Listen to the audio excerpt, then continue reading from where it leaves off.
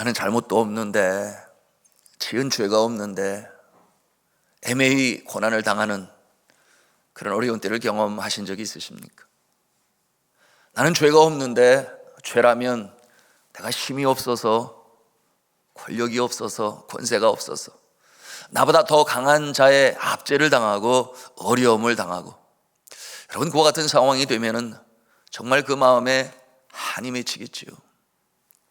이와 같은 모습이 오늘 이 시대보다는 과거, 법 앞에 만민이 공평해야 되는데, 평등해야 되는데 그러지 못한 이 과거의 시대 속에 그와 같은 모습은 훨씬 더 많이 있었습니다.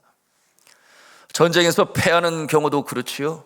영토를 넓히고 세력을 넓히려는 이 강대국의 침략을 받은 이 약소 국가는 오직 전쟁에서 졌다는 그 이유 하나 때문에 전투에서 죽지 않으면 포로가 되고, 포로가 된 자들은 노예가 되어 참 불쌍한 인생으로 살지 않을 수가 없었습니다. 인간의 기본권마저 빼앗겼던 것이죠. 우리나라의 모습은 없었습니까? 과거 고려 시대에 원나라의 섭정을 받게 되었어요. 그때 원나라에 끌려간 이 나라의 처자들이 한두 명이 아니었습니다. 그런가 하면 일제 속국 때도 마찬가지였죠. 일제 강점기 때에 어디에 하소연할 수 없어 통분이라고 그랬습니다. 그러므로 자결하는 자들이 많이 있었으니, 여러분 1905년 11월 18일 새벽 2시라고 그랬어요. 감출 것이 많아서, 숨길 것이 많아서 그 새벽에 조약을 이루었으니 을사늑약이었습니다.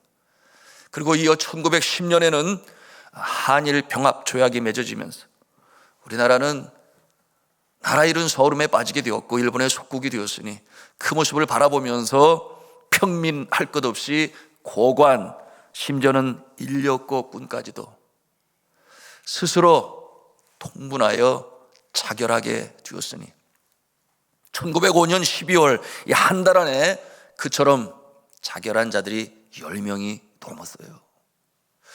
여러분 이와 같은 모습은 나라 잃은 서름과 지키지 못한 책임감과, 그리고 또한 이 수치와 죄책감에 못 이겨 그처럼 자결을 하고 말았는데요.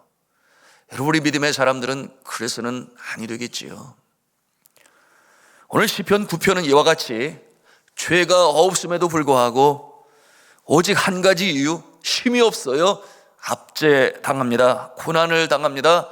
어디 누구에게 의지할 수가 없어요.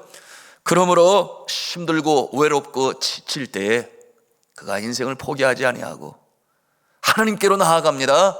창조주가 되시고 전능주가 되시고 지켜보호하시는 소망 되신 하나님께로 나아가는 시편 기자의 그 고백이 오늘 이 시편 9편 가운데 기록되어 있습니다. 오늘 이 시편의 주인공은 다윗이에요. 그가 고백을 합니다. 오직 하나님만이 공의로우신 재판관이 되십니다. 이와 같은 고백을 해요. 8절과 9절과 10절 이 세 절이 오늘 9편의 주제를 응축한 구절이 되는데요. 함께 8절, 9절, 10절 읽겠습니다. 시작. 공의로 세계를 심판하시며 정직으로 만민에게 판결을 내리시도다. 여호와는 압제를 당하는 자의 요새시여 환난 때의 요새시로다. 여호와여 주의 이름을 아는 자는 주를 의지하오리니 이는 주를 찾는 자들을 버리지 아니하심이니이다. 아멘. 여러분 이 다윗은 이스라엘의 역사를 잘 압니다. 역사 속에 개입하시고 주관하시고 보호하시는 하나님의 손길을 여러분 모세 오경을 통해서 그들의 조상 어떠한 모습으로 출애굽을 하게 되었는지 그가 익히 잘 알고 있어요. 여러분이 애굽에서 바로에게 압제를 당합니다. 그 이유가 무엇이었어요? 힘이 없었습니다.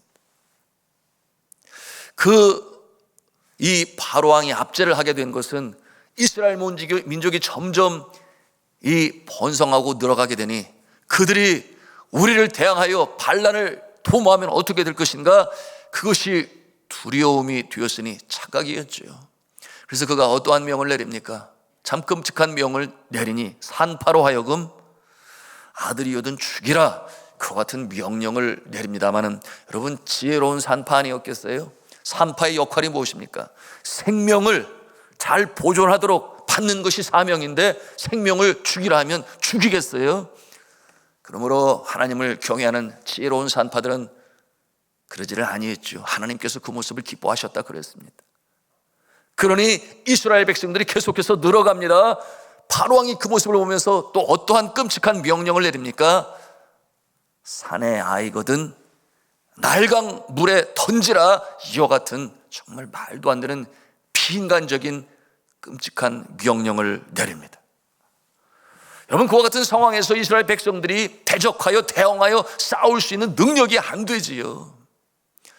그 곤고한 날, 어려움의 날 가운데 그들이 할 수 있었던 일이란 그저 하늘을 향해서 하나님께 울부짖는 것이었어요. 하나님, 우리를 살려주세요, 건져주세요. 주님 앞에 간절히 강청할 때에 하나님께서 그들의 그 울부짖는 소리를 들으셨다 그랬어요. 그러므로 하나님께서 그들을 구원하시게 되니 여러분 아시는 대로 이 출애굽을 하게 됩니다. 약속의 땅 가나안 땅으로 인도합니다. 그들이 떠나는 것을 싫어하는 이 바로왕의 군대들이 그를 추격할 때에 어떤 역사가 일어나는지 잘 아시잖아요. 그 넘실거리는 파도가 치는 홍해가 갈라지고 이스라엘 백성들이 건너간 이후에 그 군대가 그 안에 들어왔을 때 물이 다시금 합쳐지게 되고 수장되는 참으로 놀라운 역사가 나타남을 여러분은 성경을 통해서 압니다. 다윗도 그 역사를 잘 알아요.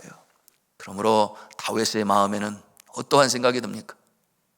온 인류의 역사의 주관자가 하나님이 되신다 하는 것을 너무나 잘 알고 있습니다. 여러분, 이 같은 모습은 우리의 조상들도 경험을 했으니 믿음의 조상들 가운데 말입니다. 1945년 8월 15일에 갑작스럽게 해방이 임하게 됩니다.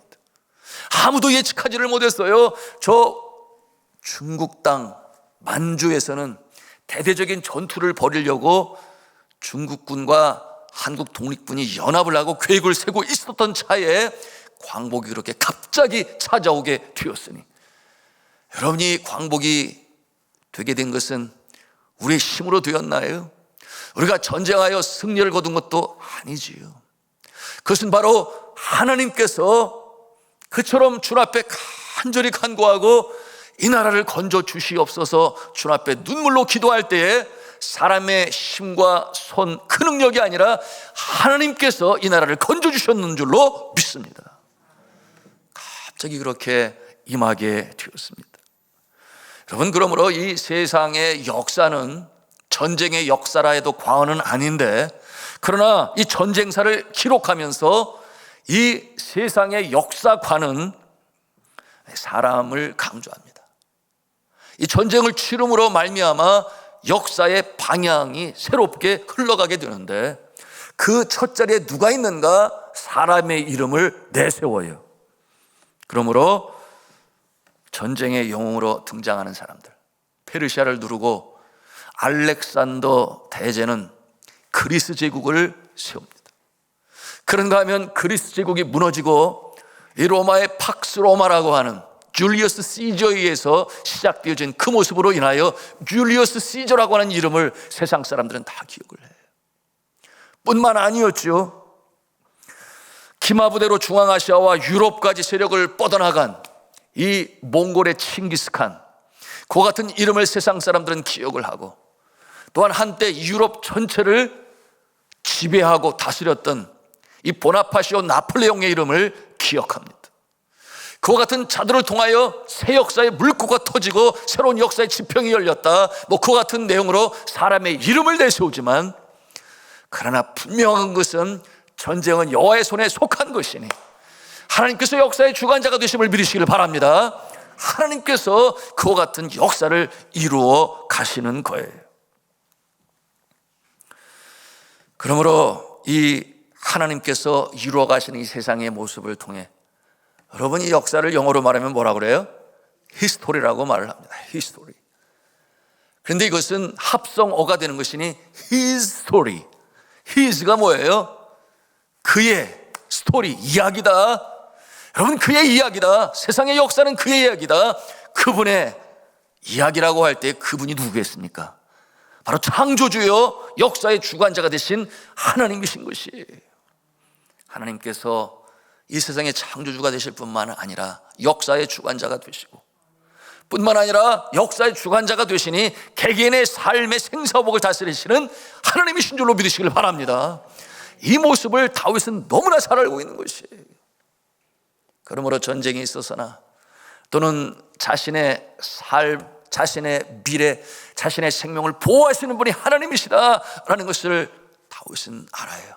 그러므로 이 절망 가운데서도 하나님만이 나의 소망이 되시고, 나의 방패가 되시고, 나의 요새가 되시고, 공정한 재판관이 되신다. 이 같은 소망의 끈을 놓지를 아니하는 다윗을 우리가 말씀을 통해서 보는 것입니다. 자, 여러분, 이 다윗이 어떻게 그렇게 하나님이 역사의 주관자가 되실 뿐만 아니라 개개인의 삶의 생사화복을 다스리시며 보호하시는 하나님이시다라는 것을 알 수가 있었을까요? 굉장히 중요한 질문입니다. 여러분, 우리가 한번 한 음성으로 할 수 있겠는데요, 따라서 하겠습니다. 약속의 말씀과 경험을 통해서 알았다. 그래서 믿음으로 받아들였다. 그렇습니다. 약속의 말씀과 경험을 통하여 하나님이 나의 공정한 재판관이 되시고 생사화복의 주관자가 되심을 알았기 때문에 그것을 또한 믿음으로 받아들여 그처럼 하나님의 마음에 합당한 자의 모습으로 살았던 다윗이었습니다. 여러분, 우리가 머리로 냉철한 이성으로 하나님을 알 수 있어요. 기록되어진 말씀을 통하여 우리가 하나님을 알 수 있습니다. 그러나 그것만으로는 다가 아니에요. 여러분, 경험으로, 체험으로 하나님의 살아계신 이 손길을 체험한 자는 복 있는 자가 틀림이 없어요. 그러므로 이 차가운 이성과 뜨거운 가슴으로, 다시 말하면 살아계신 주님을 나의 삶의 경험으로 알게 될 때에 흔들리지 아니하는, 요동함이 없는 믿음의 사람들로 서게 되는 것이니, 여러분, 다윗이 바로 그와 같은 모습이었던 것입니다. 그러므로 혼란 가운데 보호자가 되시고 공정한 재판관이 되시고 애미 고난을 당할 때 고난 가운데 구원해 주시는 분이 하나님이시다, 이와 같은 믿음을 다윗이 가졌던 것입니다.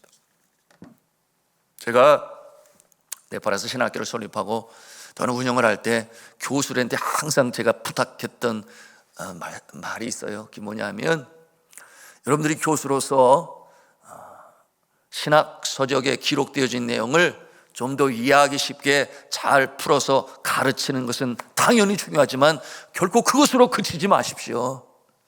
그 가르침의 말씀에 근거하여 여러분의 하나님 경험을 나누십시오. 이 같은 내용으로 부탁을 했어요. 여러분이 경험한 하나님을 나눔으로 우리 신학생들의 가슴이 뜨거워지고 좋으신 예수님을 체험함으로 복음을 전하지 않고서는 견딜 수 없는 마음을 갖도록 여러분들이 힘써야 합니다. 만일에 여러분의 삶 가운데 그와 같은 풍성한 경험이 부족하다면 위에서 기도하시고, 그리고 또한 우리 믿음의 선배들 중에서 그와 같은 모습을 가진 자들을 나누세요. 그러므로 신학생들의 가슴이 뜨거워지게 해주세요. 전하지 않고서는 견딜 수 없는 마음으로 만들어주세요. 그것이 교수의 사명입니다. 이 같은 내용으로 제가 주문을 하곤 했습니다. 여러분, 다윗이 어릴 적에 이름 없는 목동으로 아비의 양을 칠 때에 이 양등을 채가려는 이 곰의 발톱과 사자의 이빨에서 양들을 지켜낼 때에 그의 생명을 지켜보호하시는 분이 하나님이심을 그가 체험할 수 있었습니다. 뿐만 아니었죠. 저가 일개 무명의 목동으로서 이스라엘 민족을 멸시하는, 이 키가 얼마나 된다고 그랬어요? 2m 90cm나 되는 이 블레셋의 골리앗 장군과 대적하여 설 때에 그가 처음으로 알게 된 이 하나님의 이름으로 나아가지 않습니까? 너는 칼과 창과 단창으로 내게 나오거니와 나는 만군의 여호와의 이름으로 내가 모욕하는 이스라엘 군대의 하나님의 이름으로 나아가노라. 이와 같은 모습으로 그에게 나아가게 되었고, 여러분, 이어지는 말씀이 그의 믿음의 고백이 되니 뭐라고 했는가 하면, 여호와의 구원하심이 칼과 창에 있지 않음을 무리에게 알게 함이라. 그렇게 고백을 하면서 전쟁은 여호와의 손에 속한 것이니 하나님께서 우리에게 너희를 넘기시리라. 이와 같은 내용으로 고백을 하며 나아갈 때 우뚝이 되었어요. 여러분, 그 앞에 서 있는 이 골리앗 장군은 그저 한 마리의 사자와 곰에 불과했던 것이에요. 그러니 물맷돌 하나면 좋겠습니다. 그렇게 그를 이길 수 있었으니 결국 다윗의 승리로 맞춰지게 됩니다. 자, 오늘 시편 9편의 이 전반부의 내용이 바로 이와 같은 다윗의 믿음의 고백인데요, 여러분, 현실은 아직 바뀐 것이 없어요. 현실은 여전히 어렵고 힘든 가운데 있습니다. 여러분, 자세히 보시면 이어지는 시편, 제 10편은 머릿말이 없어요. 9편은 머릿말이 있는데 10편은 없어요. 무슨 내용입니까? 9편으로 시작하여 10편에서 마무리를 하는 것이니 9편과 10편은 연결되어지는 내용이라고 볼 수 있겠습니다. 그런데 9편의 이 제목은 뭐라고 되어 있어요? 무라벤에 맞춘 노래라, 그런 제목을 가지고 있는데, 이런 무라벤이 무엇이냐 하면 아들의 죽음을 슬퍼하며 우는 그 같은 곡조를 가지고 있는 무라벤에 맞춘 노래예요. 슬픔에 가득한 운율을 가지고 있는 그 운율에 맞춰서 부르는 슬픔의 노래인데, 정작 내용은 어떠합니까? 소망에 가득 차 있어요. 여러분, 이와 같은 모습, 슬픔 중에도 소망을 놓지 아니하는 이 시편 기자의 믿음을 고스란히 보여주고 있는 그런 내용입니다. 여러분, 이 시편 기자의 현실은 너무나 힘들어요. 여전히 힘들어요. 그 모습이 시편 1절과 2절을 통해 볼 수 있는데, 같이 시편 1절 2절을 읽도록 하겠습니다. 시작. 여호와여, 어찌하여 멀리 서시며 어찌하여 환난 때에 숨으시나이까? 악한 자가 교만하여 가련한 자를 심히 압박하오니 그들이 자기가 베푼 꾀에 빠지게 하소서. 아멘. 이 9편에서는 그 어려운 상황 가운데서 환난을 대하는 시편 기자의 신앙의 상태를 볼 수 있으니, 어떠한 내용입니까? 비록 내가 이처럼 어려운 상황 속에 있으나 내가 소망을 놓지 않겠습니다. 비록 앞을 볼 수 없고 현실은 어렵지만, 그러나 나는 여호와 하나님을 믿습니다. 여호와께서 공정한 재판관이 되실 것이고 또한 나를 보호하시는 요새가 되실 것입니다. 이와 같은 믿음의 고백을 가지고 나아가는 것이에요. 우리 9편 1절, 2절, 3절, 우리 4절까지 다시 한번 우리가 읽도록 하겠습니다. 시작.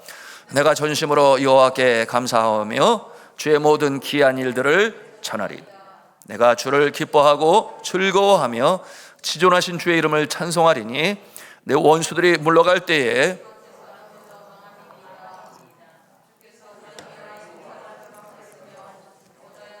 의롭게 심판하셨나이다. 아멘. 믿음으로 선포하는 것입니다. 믿음이 있기 때문에 선포하는 거예요. 어떻게 이것이 가능했다 했습니까? 자신의 지나온 날 속에 자신의 조상들의 하나님의 건지심의 역사를 모세오경 말씀을 통해서 깨달아 알게 되었고, 그런가 하면은 자신의 삶 속에 그를 건지신 하나님, 사망의 음침한 골짜기에서도 그의 생명을 건져내신 하나님을 경험했기 때문에 그와 같은 모습으로 인하여 이처럼 소망의 노래를 부르는 것이에요. 여러분, 사망의 음침한 골짜기, 제가 시편 23편을 통해서도 나눈 적이 있는데, 이스라엘에 가면은 이 햇볕이 들지 않는 어두침침한 골짜기가 있으니 얼마나 기쁜지 햇볕이 들어가지를 않아요. 물이 아래로 흐르게 되니 자꾸만 침식이 되어서 깊은 골짜기가 되었고, 그 물이 저 아래로 어두워서 보이지가 않아요. 한참이나 쳐다보면 저 까마득한 아래에 물이 흐르고 있는데 양들을 데리고 그리로 들어가야 됩니다. 왜냐면 물을 먹여야 하니.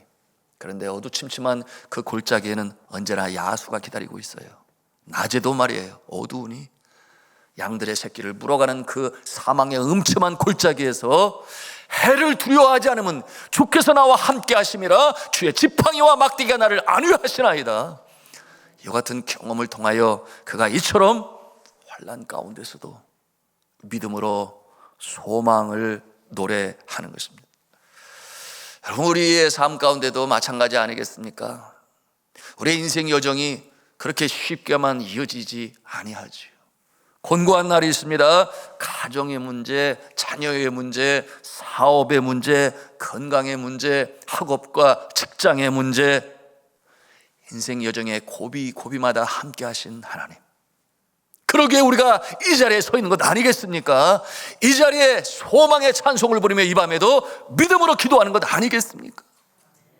평생의 선하심으로 우리를 인도하시는 하나님이 계시기 때문에. 여러분, 이 시편 기자의 마음에 그려지는 이 그림은 굉장히 구체적이죠. 오늘 이 말씀을 우리가 읽어가는 가운데 적들이 도망치며 물러가는 모습이 그려지고, 도망치다가 넘어지는 모습이 그려지고, 보좌에 앉아서 심판하시는 하나님의 모습이 그려지고, 이방 나라 적들을 책망하시고 멸하시는 하나님의 무서운 손길이 그려지게 되는데, 여러분, 이것이 지금 나타났다는 것입니까? 그렇지 않은 것이에요. 이와 같은 모습이 될 것이다, 이렇게 믿음으로 선포하는 것이니, 여러분, 우리가 이 밤에도 기도할 때 이처럼 긍정적인 그림이 여러분의 심령 가운데 그려질 수 있기를 주님의 이름으로 축복합니다. 좀 더 구체적으로 그 마음에 긍정적인 그림을 그리는 자는 분명 복 있는 자예요. 왜냐하면 믿음이 있는 것이기 때문에. 그리고 믿음대로 되어지는 놀라운 역사가 나타날 줄로 믿습니다. 저의 습관 중에 한 가지 재미있는 것이 있는데, 그게 뭐냐 하면, 큰일을 눈앞에 두면 그 큰일이 있는 당일날 다음 날을 생각해요. 제가 항상. 예를 들어서 이사를 간다 그러면 이사 당일날을 생각 안 하고 이사한 다음 날을 생각해요. 그런가 하면은 또한 예를 들어서 뭐 학위 과정 공부를 시작한다 그러면 공부의 과정은 별로 생각하지 않고 영광의 학위 수여식 날을 생각을 해요. 그 다음에는 코로나 같은 이 재난, 뭐 지진도 경험을 하고 홍수도 경험을 했습니다만, 그와 같은 일들이 닥쳐올 때에 그 상황을 기억하는 것이 아니라 코로나고 끝나고 난 다음에 종식이 되어지고 이제는 회복의 기운이 탁 성성하게 일어날 때 그때의 모습을 생각하면 신이 나요. 그 소망을 그리는 습관이 있는데 좋은 습관이죠. 여러분들도 그와 같은 습관을 가지세요. 그리고 또한 한국에 와서 정말 수많은 장례식장을 가보고 젊은 나이 또는 만수를 누리신 나이로 소천하신 모습들을 바라볼 때 죽음을 생각하지 않을 수가 없어요. 그 죽음을 생각하면 두려움이 임할지 모르는데, 죽음의 그날을 생각하는 게 아니라, 그 순간을 생각하는 것이 아니라 그 다음 죽음 저편에 있는 하늘나라 천국을 생각하게 되니, 그와 같은 모습을 통하여 죽음을 두려워하지 않을 수 있는 그와 같은 믿음을 하나님께서 제 마음에 주셨다, 저는 그렇게 생각을 하는데요. 여러분, 긍정적인 그림을 그리시기를 바랍니다. 그것이 믿음의 그림이요. 오늘 이 다윗이 상황은 바뀌지 아니하였으나 그러나 그 저편 하나님의 승리의 손길을 먼저 보게 되니 소망의 찬가를 부르는 이 모습을 우리가 대하는 것이. 그러니 이 슬픔에 잠겨 부르는 노래라 하지만 이 소망의 선언들이 이렇게 나오고 있으니, 여러분, 알렉산드로 푸시킨의 시 삶이라는 시 너무 잘 아시잖아요. 삶이 그대를 속일지라도 슬퍼하거나 노하지 말라. 지금 슬프다는 거예요? 안 슬프다는 거예요? 어려운 상황 가운데 있음에도 불구하고 슬퍼하거나 노하지 말라. 슬픔의 날 참고 견디면 기쁨의 날 쉬오리니. 인생은 언제나 미래에 사는 것, 현재는 항상 슬픈 것. 그러나 이 모든 것은 순식간에 지나가고 지나간 것은 다시금 그리워지리니. 여러분, 이 시가 모든 믿는 자나 믿지 않은 자에게 애송되고 있는 이유는 무엇입니까? 소망을 놓지 않고 있으니. 특별히 믿음의 사람들은, 믿음은 바라는 것들의 실상이요 보지 못하는 것들의 증거니 선진들이 이로써 증거를 얻었느니라. 여러분, 이 믿음의 그림을 이 밤에도 그리시기를 주님의 이름으로 축원합니다. 민족성에 관한 이런 재미있는 얘기가 있어요. 누구든지 아시아에 가서 호랑이를 산채로 잡아오는 자에게는 큰 상을 내리리라. 그래서 한 유럽의 황제가 그렇게 공고를 했는데요, 이와 같은 공고를 들은 여러 나라의 국민성의 모습이 등장하는데, 제일 먼저 독일 사람은 어떠한 모습이었는가? 빨리 도서실로 달려가자. 도서실에 가서 호랑이가 어디에 사는지, 무슨 미끼를 좋아하는지, 어떻게 산채로 잡을 수 있는지 문헌들을 조사하면서 그 방법을 알자 연구하는 독일인들. 그런가 하면은 영국 사람들은 호랑이 잡으러 가자, 출동이다. 그냥 빠른 시간 안에 여하튼 출발하여 나가자. 이와 같은 모습으로 보여주니 진취적인 민족성이 가지고 있다. 그런데 세 번째가 재밌어요. 프랑스 사람들. 이 사람들은 먼저 모여서 먼저 파티를 열어요. 자, 먹자, 마시자, 즐기자. 너무 기뻐하고 즐기는 거예요. 왜 그런 줄 아십니까? 우리가 잡은 당상이나 다름이 없다. 우리가 잡은 것이나 다를 바가 없다. 미리 그렇게 낙천적이고 낭만적이라서 우리가 먼저 먹고 즐기자. 그러니 좀 지나쳤지요. 네. 그런데 러시아 사람들은 어떤 것 같아요? 다는 아니겠지만 우리가 땅을 더 많이 빼앗자, 우리가 더 원전까지 차지하고 보자. 여러분, 이것은 아주 못된 마음 아니겠습니까? 물론 이와 같은 모습은 소수의 모습이겠습니다만, 여하튼 이 민족성을 바라보게 되는데요, 여러분, 우리 믿음의 사람들의 민족성이 있으니 천국 시민, 천국 백성의 민족성, 어떠한 민족성이겠습니까? 어떠한 상황, 어려움 속에서도 하나님께서 우리를 다시금 건져주실 줄로 믿는다. 믿으시면 아멘 하시기 바랍니다. 우리가 이와 같은 모습이 있기 때문에 예수 믿는 사람들은 항상 그 얼굴에 평안함이 있어요. 그 믿음으로 사는 거예요. 여러분, 제가 금년에 받은 성경 구절이 있는데 고린도 후서 6장 10절 말씀인데, 고린도 전서 6장 10절인가 뭐라고 그랬는가 하면, 근심하는 자 같으나 항상 기뻐하고. 아멘입니까? 근심하는 자 같으나 항상 기뻐하고, 아무것도 없는 자 같으나 많은 사람을 부욕해 하며, 가난한 자 같으나 모든 것을 가진 자로다. 너무나 감사하지요. 그래서 그렇게 살아야 되겠다. 언제 근심해요? 잃어버린 영혼들을 바라볼 때, 믿음 없어 슬픔과 좌절 속에 있는 그들의 모습을 바라볼 때는 근심할 수 있으나, 그러나 항상 기뻐하고. 왜 기뻐해요? 여전히 주님 안에 구원받은 자들의 모습을 보면서 기뻐하고, 내 자신이 그와 같은 모습임에 기뻐하고, 아무것도 없는 것 같으나 많은 사람을 부욕해 하고, 무엇으로? 주의 생명의 말씀 복음으로, 또한 사랑으로 그렇게 기쁘게 하고, 아무것도, 가난한 자 같으나 모든 것을 소유한 자로다, 가진 자로다. 여러분, 우리에게 영생이 있습니다. 이것처럼 큰 천국의 주님의 선물은 없어요. 더 이상 크고 놀라운 선물은 없는 것입니다. 성경은 말씀을 합니다. 오직 의인은 믿음으로 말미암아 살리라. 또한 이 믿음을 우리가 가질 때 주께서는 보시고 기뻐하시니 뭐라고 그랬어요? 믿음이 없이는 하나님을 기쁘시게 하지 못하나니. 믿음이 없이는 하나님을 기쁘시게 하지 못하나니. 하나님께 나아간 자는 반드시 그가 계신 것과 또한 그를 찾는 자들에게 상 주시는 이심을 믿어야 할지니라. 이 믿음이 있을 때에 하나님께서 기뻐하시니 그 믿음 보시고 복을 주시고 건져주시고 구원하시는 줄로 믿으시길 바랍니다. 그러므로 우리 신앙에 있어서 믿음은 너무나 중요한 것입니다. 여러분이 어려움을 당할 때에 우리가 이 믿음을 보게 되지요. 우리가 평소에 모든 일이 순탄하게 잘 진행되면 참 누구나가 다 믿음이 있는 것처럼 보여요. 그러나 정작 어려움이 닥쳐오고 환난과 역경이 닥쳐올 때에 비로소 우리의 믿음의 수준이 드러납니다. 믿음의 단계가 어디까지 내가 서 있는지를 나타나게 되니, 어려움이 닥쳐올 때, 갑작스러운 육신의 칠고로 인하여 사업의 부도의 위기에 처하게 되고, 그런가 하면 부부간의 관계의 문제로 인하여 형제 동기간에 물려준 부모님의 유산 상속을 가지고 서로 다툼이 일 때, 그 외에도 여러 가지 예기치 못한 일들이 부딪혀올 때, 그때 비로소 나의 믿음이 어느 정도 수준인지 그 모습을 볼 수 있게 되는 것입니다. 여러분, 선교사에게는 어떤 모습일까 생각해 보니 풍토병이 있습니다. 말라리아와 댕기 피부라든지 테러리스트의 위협이 있어요. 그런가 하면 자연재해가 홍수로 말미암아, 지진으로 말미암아, 그런가 하면 현지인들이 배반을 해서 고발을 하고 추방을 당하게 되고, 그와 같은 모습이 있을 때 결코 요동하지 아니하고 든든히 서 있는 모습.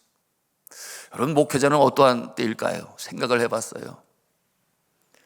교인들이 줄어들고, 그런가 하면은 이단이 들어와서 교회를 완전히 그야말로 어지러운 상황으로 만들어 놓고, 그런가 하면은 성도들이 대적을 하고 근거 없는 비난을 하고 그럴 때 얼마나 힘들까, 그런 생각을 해봅니다. 여러분, 그와 같은 때에도 믿음이 흔들리지 아니하고 요동하지 아니하고 꿋꿋이 서서 이 눈에 아무 증거 아니 배워도 믿음만을 가지고서 늘 거리며, 내 귀에 아무 소리 아니 들려도 하나님의 약속 위에 서리라, 이처럼 요동함이 없는 자가 하나님이 기뻐하시는 믿음의 성도인 줄로 믿으시길 바랍니다. 그 같은 모습으로 나아가면 못 이길 것이 없어요. 오늘 우리는 시편 이 다윗의 고백을 통해서 이와 같은 모습을 대하는 것입니다.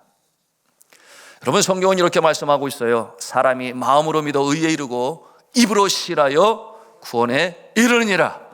여러분, 이와 같은 내용은 왜 그렇겠습니까? 입술로 선포하고 표현하는 것은 너무나 중요하다. 마음으로 생각할 수 있어요.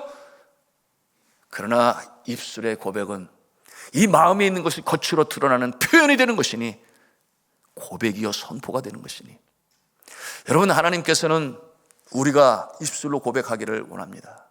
그러므로 시편이 왜 중요하겠습니까?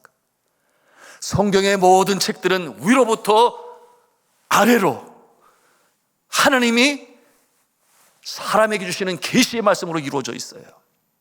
시편은 반대로 아래에서 위에예요. 하나님께서 우리에게 베푸신 그 사랑과 은혜에 감사하여 감격하여 우리가 입술로 하나님이 어떠한 분이시다라는 것을 고백하는 것이 바로 이 시편인 것이니, 여러분, 이 시편의 내용을 우리 하나님이 얼마나 기뻐하실까. 다윗의 고백이 그것이요. 우리가 입술로 주를 찬송합니다, 기도합니다, 그리고 또한 말씀으로 전합니다. 이와 같은 내용은 너무나 중요한 것입니다. 여러분, 이스라엘 백성들이 광야의 과정을 통과할 때 하나님께서 뭐라고 말씀을 하시는가? 내 입을 크게 열라, 내가 채우리라. Open your mouth wide, I will fill it. 이와 같은 말씀으로 주시는데요, 입을 크게 열라, 이게 도대체 무슨 뜻일까요? 여러분, 하나님께서 그 말씀을 주신 것은 꿈이 없는 백성들, 약속의 땅에 대한 소망이 없는 백성들, 그러므로 그들 간에 서로 나누는 대화들이 어떤 대화였는가 하면, 우리는 이제 글렀어, 죽었어, 소망이 없어, 우리는 광야에서 죽을 거야, 이와 같은 말들을, 부정적인 말들을 하고 있는 자들을 향하여 내 입을 크게 열라 라고 말씀하시는 것은 소망의 말을 하라, 믿음의 말을 하라. 하나님 우리와 함께 하시니 우리는 약속의 땅 가나안 땅으로 들어간다. 이와 같은 믿음을 가진 자를 하나님께서 복 주시고 채워주시겠다, 그와 같은 내용으로 주시는 것이니, 여러분, 시편 기자는 오늘도 이처럼 주를 찬송하는 것입니다. 입술을 열어 소망의 찬가를 부르며, 심지어는 뭐라고 그러는가 하면 너희들도 선포하라, 너희들도 선포하라, 그렇게 격려하고 있으니, 여러분, 오늘 성경 말씀 11절 말씀을 함께 보기를 원하는데요, 11절 말씀을 같이 읽도록 하겠습니다. 시작. 너희는 시온에 계신 여호와를 찬송하며 그의 행사를 백성 중에 선포할지어다 라고 말씀합니다. 선포할지어다. 우리가 이 밤에도 주님 전에 나왔습니다. 올라올 때 우리의 마음이 답답한 자들이 있었을 것이에요. 너무나 인생이 힘들다, 왜 내 뜻대로 되지를 아니할까. 이와 같은 모습으로 답답하고 클클한 심령으로 주님 앞에 올라온 성도님들, 찬송을 가는 가운데 주를 찬송하면 성령이 우리 심령 가운데서 기뻐 뛰며 우리의 마음을 새롭게 바꾸시고, 우리가 기도할 때 승리를 선포하며 소망으로 기도할 때 하나님께서 우리의 심령 가운데 함께 하심을 믿으시기를 바랍니다. 왜냐하면 선포하는 자에게 믿음대로 되어주는 역사를 일으키시니 우리가 이 밤에도 찬송하고 기도하며 말씀으로 선포하여 선포된 대로 이루어지는 역사가 있는 복된 인생이 되시기를 주님의 이름으로 축원합니다.